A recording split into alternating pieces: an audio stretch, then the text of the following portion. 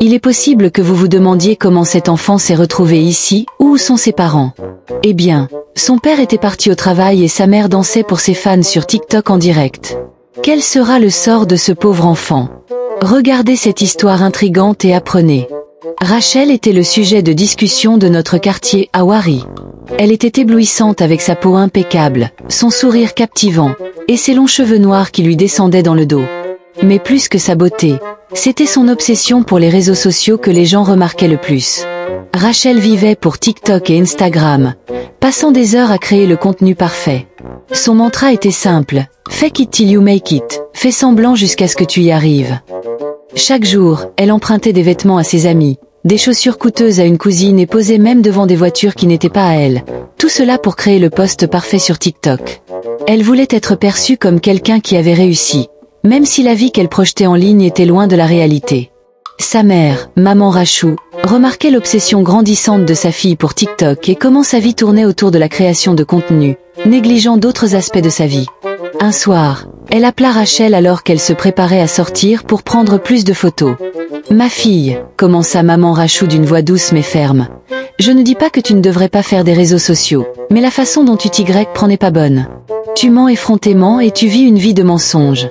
Ce n'est pas comme ça que ton père et moi t'avons élevé. » Rachel soupira, déjà agacée par la conversation. « Maman, ce n'est pas les réseaux sociaux, c'est social media », corrigea-t-elle.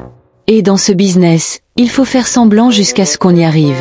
Comment les gens vont-ils faire confiance à ta marque si tu ne leur montres pas ce qu'ils veulent voir? L'apparence, c'est tout. Personne ne se soucie de la vérité.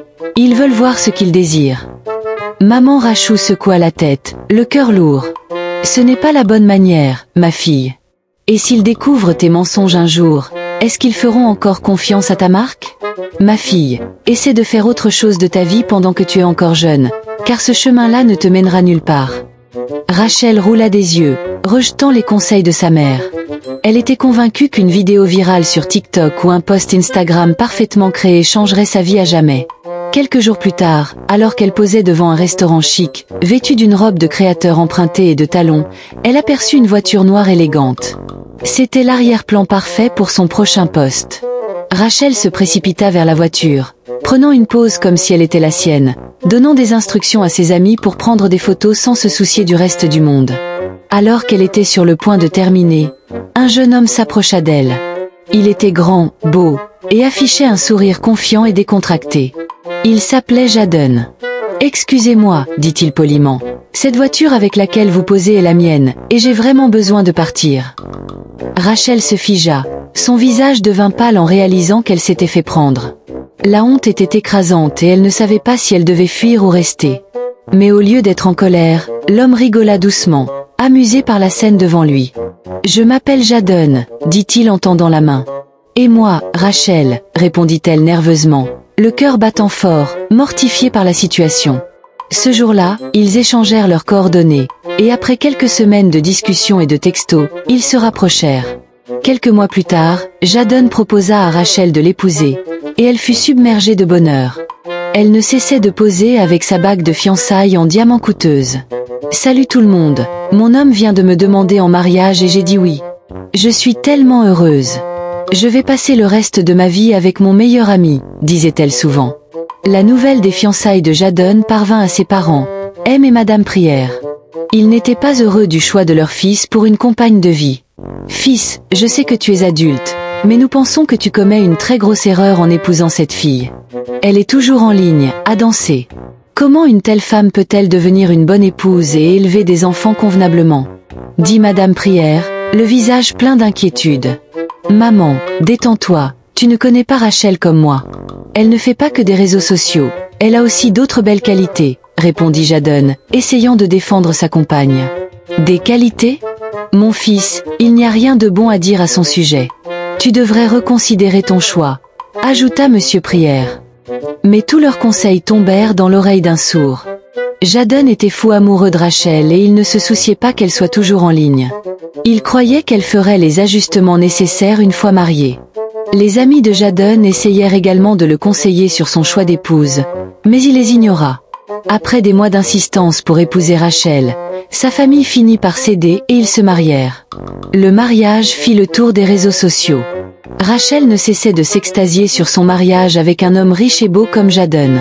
Elle prenait des photos d'eux ensemble à chaque instant de la journée, mettant constamment à jour ses abonnés. Elle vivait une vie de rêve, mariée à un homme de rêve, vivant dans une maison de rêve. Sa vie semblait parfaite. Juste après leur mariage, tout allait bien pour Rachel et Jadon. Le compte de réseaux sociaux de Rachel commençait à attirer davantage d'attention en ligne à mesure que ses abonnés augmentaient de manière significative. Mais cela signifiait qu'elle devait être plus active en ligne et passer plus d'heures sur son téléphone. Pourtant, Jadon ne s'en plaignait pas. Il profitait encore des premiers moments de leur mariage. Cependant, après quelques mois, il en eut assez de la routine. Il avait toujours rêvé d'une maison tranquille où il pourrait élever ses enfants, mais ce qu'il vivait avec Rachel en était bien loin. Les choses commencèrent à se détériorer lorsque Rachel devint de plus en plus occupée avec la création de contenu, négligeant la maison et les besoins de Jadon. Un jour, après une longue journée de travail, Jadon rentra chez lui en espérant trouver un bon repas chaud et une douche rafraîchissante. Mais ce qu'il découvrit à la maison était le chaos. Rachel était en direct sur TikTok, dansant dans le salon avec des vêtements, des chaussures et du maquillage éparpillés partout.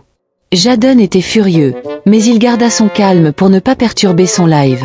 Il esquiva discrètement les angles de la caméra et se rendit à la cuisine pour chercher quelque chose à manger.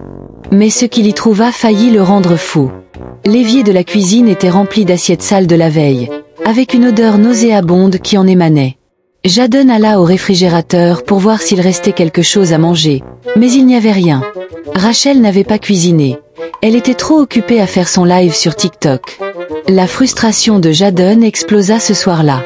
Il confronta Rachel. « J'en ai assez de ton obsession pour les réseaux sociaux. Je ne t'ai jamais empêché de créer du contenu, mais tu ne peux pas négliger notre maison comme ça. Que se passerait-il si mes amis venaient à la maison et trouvaient tout en désordre pendant que tu danses sur TikTok ?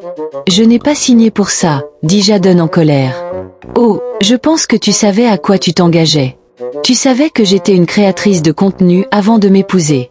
Je suis une influenceuse. Tu ne peux pas t'attendre à ce que je fasse la vaisselle et que je passe mon temps à cuisiner. Si tu veux une maison propre, engage une femme de ménage, rétorqua Rachel. Ce soir-là, ils eurent une violente dispute. Rachel emballa tous ses vêtements dans une valise, menaçant de quitter le mariage.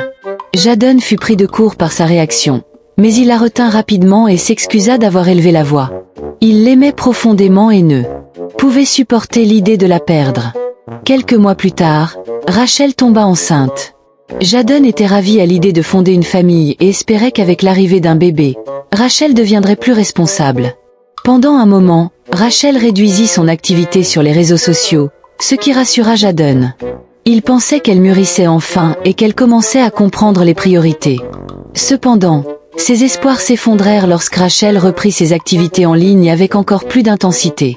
Elle commença à danser avec son ventre rond dans ses vidéos, ignorant les avertissements de Jadon de se reposer et de prendre soin d'elle-même et du bébé. À chaque tentative de Jadon de la corriger, Rachel s'énervait, emballait ses vêtements et quittait la maison pour quelques jours.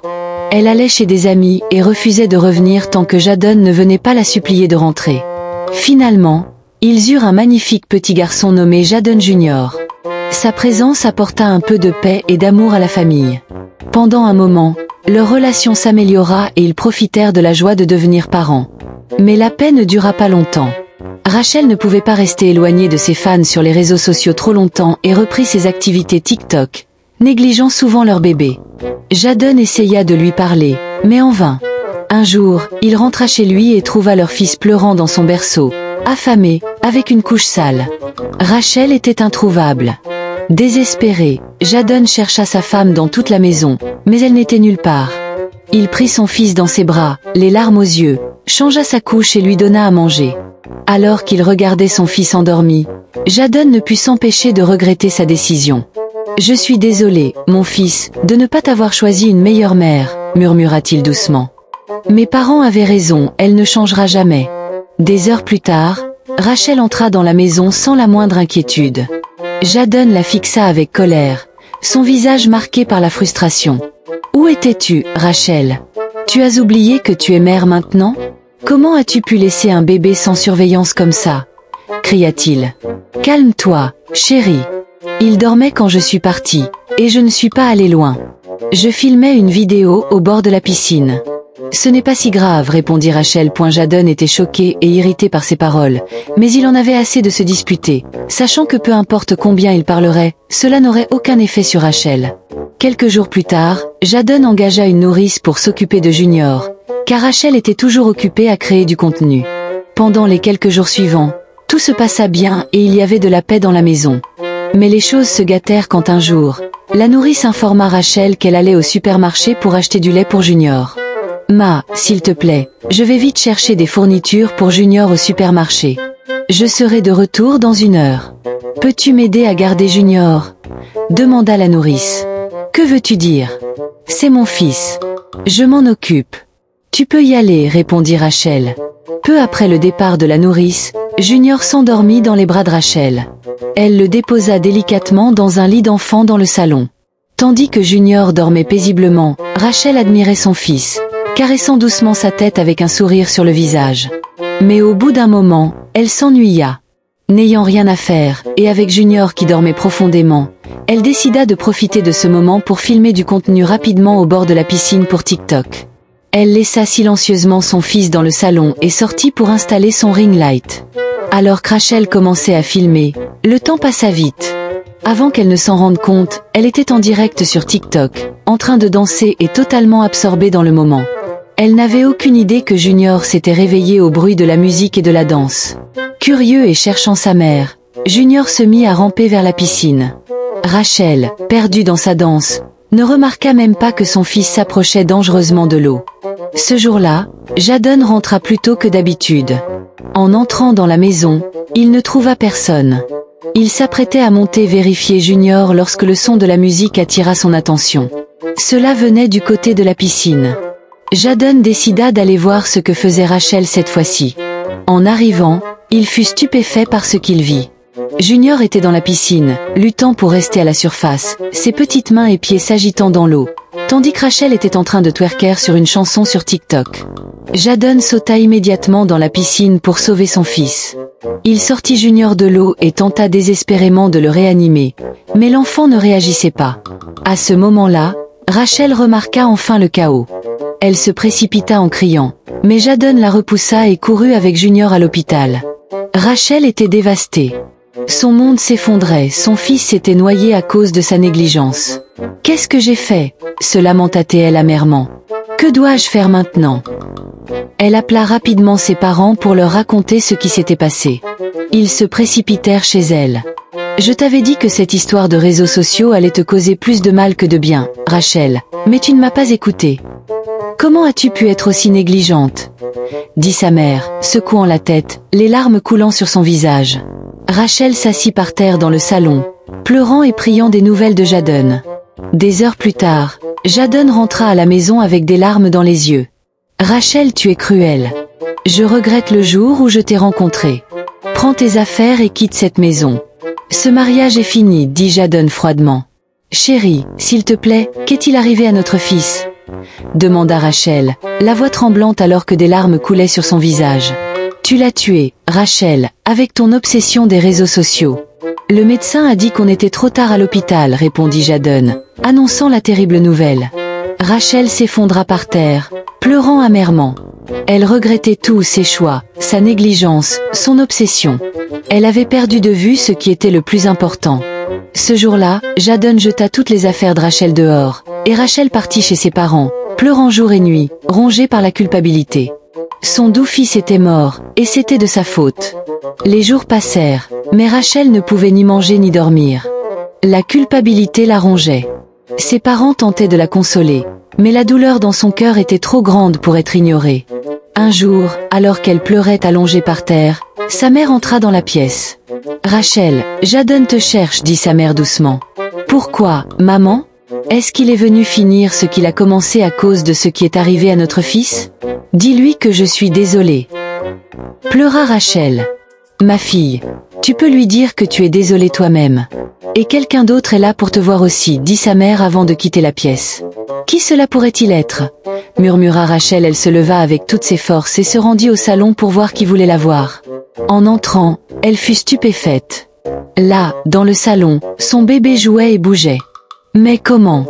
Je pensais que tu ne t'en étais pas sortie, dit Rachel, en pleurant de plus belle.